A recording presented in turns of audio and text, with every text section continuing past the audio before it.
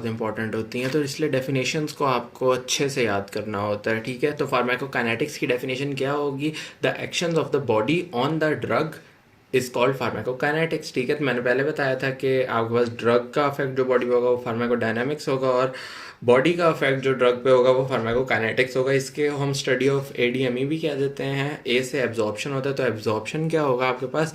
आपने जहाँ पे एडमिनिस्टर किया है ना, वहाँ से transfer of drug from the site of administration into the plasma, plasma तक जो आपके पास अब वो जा रही है ना ड्रग, साइट ऑफ एडमिनिस्ट्रेशन थे, वो एब्जॉर्प्शन हो जाएगी। फिर डी से डिस्ट्रीब्यूशन, अब वो ड्रग आ गई है, अब उसने क्या करना है? उसने ब्लड स्ट्रीम को लीव करना है, और उसने इंटरस्टिशियल फ्लूइड्स के अंदर भी, और इसके अलावा आपके पास जो इंट्रासेलुलर फ्लूइड्स हैं उनके अंदर डिस्ट्रीब्यूट हो जाना है। तो इसे डिस्ट्रीब्यूशन कहेंगे। तो द डिस्ट्रीब्यूशन क्या होगी कि आपके पास जो वो ड्रग है वो आपके पास ब्लड स्ट्रीम को लीव करे और उधर से फिर डिस्ट्रीब्यूट हो इंटरस्टिशियल और इंट्रासेलुलर फ्लूइड्स के अंदर।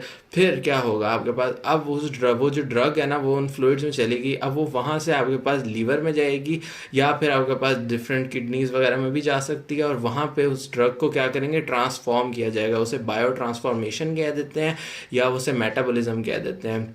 उसके बाद क्या होगा? वो जो ड्रग्स होंगे और उससे जो मेटाबॉलिज्म से मेटाबोलाइट्स बनेंगे ना, उनको बॉडी से अब एलिमिनेट भी करना होगा, और वो यूरिन के थ्रू होंगे, या बाइल के थ्रू, या टीयर्स के थ्रू, या ब्रेस्ट मिल्क के थ्रू, सलाइवा के थ्रू, स्वेट के थ्रू, या फीसिस के थ्रू। तो ये आपके पास 4 इंपॉर्टेंट टर्म्स हो जाती हैं। तो मैंने कहा ये इंट्रोडक्टिव वीडियो में ही हो जाए। Thank you.